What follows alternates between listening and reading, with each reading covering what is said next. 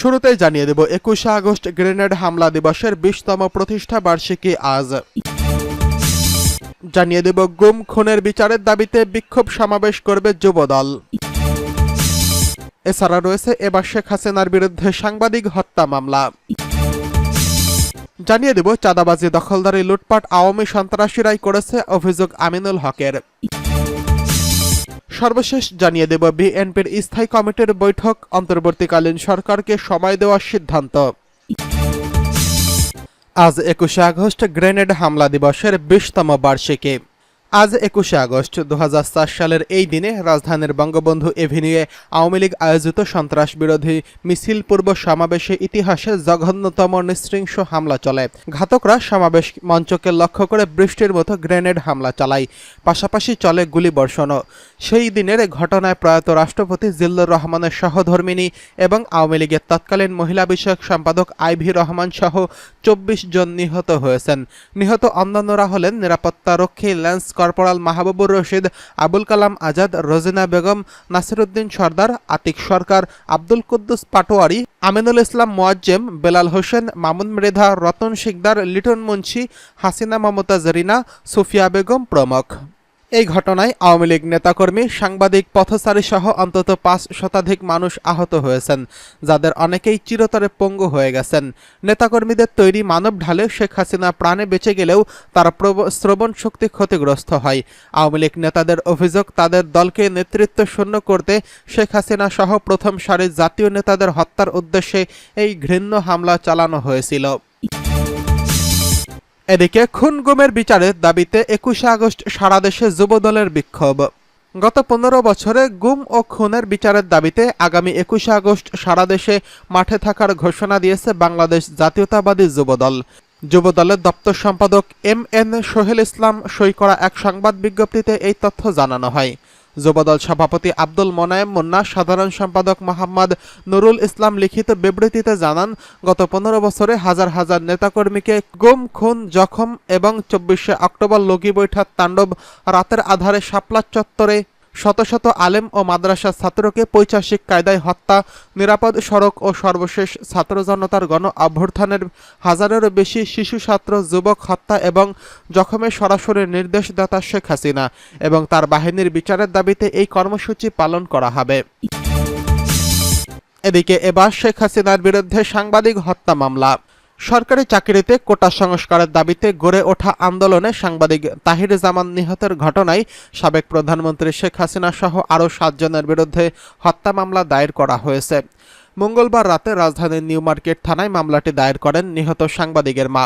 মামলায় অন্যান্য আসামিরা হলেন সাবেক স্বরাষ্ট্রমন্ত্রী আসাদুজ্জামান খান, আইজিপি চৌধুরী আবদুল্লাহ আল মামুন, রমনা বিভাগের পুলিশের ডিসি আশরাফ ইমাম, এডিসি প্রশাসন এবং নিউ মার্কেট জোন হাফিজ আল আসাদ, সহকারী commissioner new market zone Refatul ইসলাম রিফাত, নিউ মার্কেট থানা সাবেক ওসি মোহাম্মদ আমিনুল ইসলাম।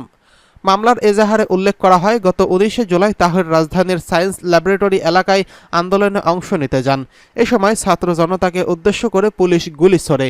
এই ঘটনার এক পর্যায়ে একজন ধানমন্ডি আইডিয়াল স্কুলের কয়েক ফুট দূরত্বে তাহিরের মরদেহ পড়ে থাকতে দেখেন। আসামিরা অনবরত গুলি ছুড়তে থাকায় তাহিরের মরদেহ হাসপাতালে নেওয়া সম্ভব হয়নি। প্রসঙ্গত, নিহত তাহের হোসেন দ্য রিপোর্ট.লাইভের সাবেক ভিডিও জার্নালিস্ট ছিলেন। মাস 6 আগে চাকরি ছেড়েছেন তিনি। গত 19শে জুলাই আন্দোলন চলাকালে ধানমন্ডি সেন্ট্রাল রোডের সংঘর্ষে নিহত হয়েছেন তিনি। এদিকে চাঁদাবাজি, দখলদারি, লুটপাট আওয়ামী সন্ত্রাসীরাই করেছে বলছে আমিনুল হক। বিএনপির ক্রীড়া বিষয়ক সম্পাদক, ঢাকা মহানগর উত্তর বিএনপি সদস্য সচিব আমিনুল হক বলেছেন, আওয়ামী লীগ ক্ষমতায় থাকতে যেভাবে ফুটপাত থেকে চাঁদাবাজি করেছে, মানুষের জায়গা জমি দখলদারি করেছে, মানুষের বাড়িঘর লুটপাট করেছে, এই ধরনের অপকর্ম শুধু আওয়ামী সন্ত্রাসীরাই করতে পারে। বিএনপির পরিবারের কেউ এই ধরনের অপকর্মের সঙ্গে জড়িত নয়। তিনি বলেন, আমরা আগেই বলেছি, লুটপাট, চাঁদাবাজি, দখলদারি কেউ করতে আসলে তাকে আইনের হাতে তুলে দিন।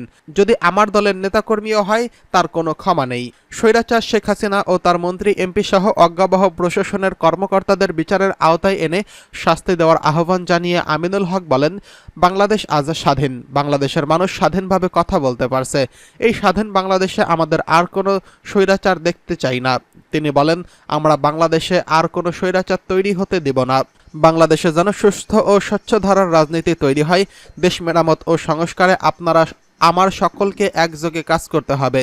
রাজধানীর খিলক্ষেত গণহত্যাকারী স্বৈরাচার শেখ হাসিনার বিচারের দাবিতে বিএনপির কেন্দ্র ঘোষিত কর্মসূচির অংশ হিসেবে খিলক্ষেত থানা বিএনপির উদ্যোগে এক বিক্ষোভ মিছিল পূর্ব সমাবেশে আমিনুল হক তার বক্তব্য প্রদান করেন এবং এসব কথা বলেন।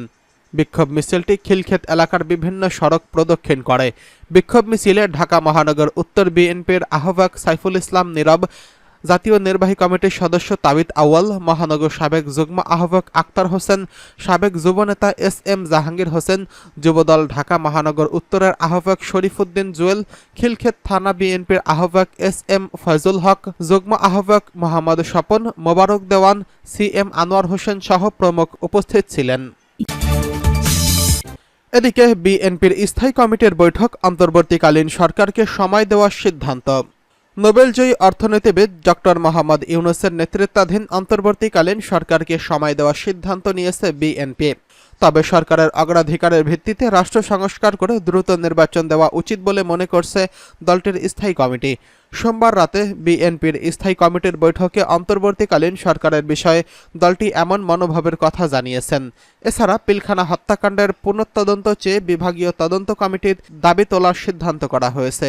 পাশাপাশি 1 সেপ্টেম্বর বিএনপির প্রতিষ্ঠাবার্ষিকী উদযাপন উপলক্ষে যে কোনো ধরনের উচ্ছ্বাস দেখতে চায় না বিএনপি, বরং ছাত্র আন্দোলনে যেসব ছাত্র জনতার মৃত্যু হয়েছে তাদের প্রতি সম্মান দেখানো যায় এমন কর্মসূচি পালনে নীতিগত সিদ্ধান্ত নিয়েছে দলটি। স্থায়ী কমিটির একজন সদস্য যুগান্তরকে বলেন, অন্তর্বর্তীকালীন সরকারকে সমর্থন ও সহযোগিতা অব্যাহত রাখা হবে। তাদের কোনো কাজের বিষয়ে নেতিবাচক মন্তব্য করা হবে না। বৈঠক সূত্র জানায়, অন্তর্বর্তীকালীন সরকারের গঠনের আগে সরকারকে 3 মাসের নির্বাচন দেওয়ার দাবি করলেও এখন সেই অবস্থান থেকে সরে এসেছে দলটি। বৈঠকের সিদ্ধান্ত হয় সরকারকে সময় দেবে দলটি, তবে সেই সময়টা কতদিন তা ঠিক করেনি বিএনপি।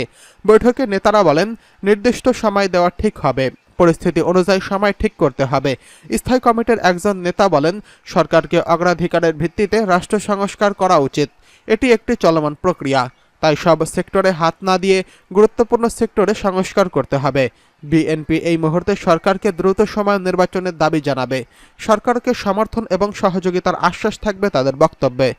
রাজধানীর গুলশানে বিএনপির চেয়ারপারসন রাজনৈতিক কার্যালয়ে এই বৈঠক অনুষ্ঠিত হয়। এতে ভার্চুয়ালি সভাপতিত্ব করেন দলটির ভারপ্রাপ্ত চেয়ারম্যান তারেক রহমান। এই প্রথম বিএনপির স্থায়ী কমিটির বৈঠকে সরকার গঠন এবং তাদের কার্যক্রম নিয়ে বিশদ আলোচনা হয়। শুরুতে নতুন 2 সদস্য মেজর অবসর হাফিজউদ্দিন আহমেদ এবং অধ্যাপক ডক্টর এজেড জাহিদ হোসেনকে অভিনন্দন জানানো হয়। সোমবার এক অনুষ্ঠানে শান্তিতে নোবেলজয়ী অর্থনীতিবিদ ডক্টর মোহাম্মদ ইউনূসের নেতৃত্বাধীন অন্তর্বর্তীকালীন সরকার প্রসঙ্গ টেনে বিএনপির মহাসচিব মির্জা ফখরুল ইসলাম আলমগীর বলেছেন, গণ অভ্যুত্থানের মধ্য দিয়ে এই অন্তর্বর্তীকালীন সরকার এসেছে। তাদের প্রধান কাজ হচ্ছে একটি অবাধ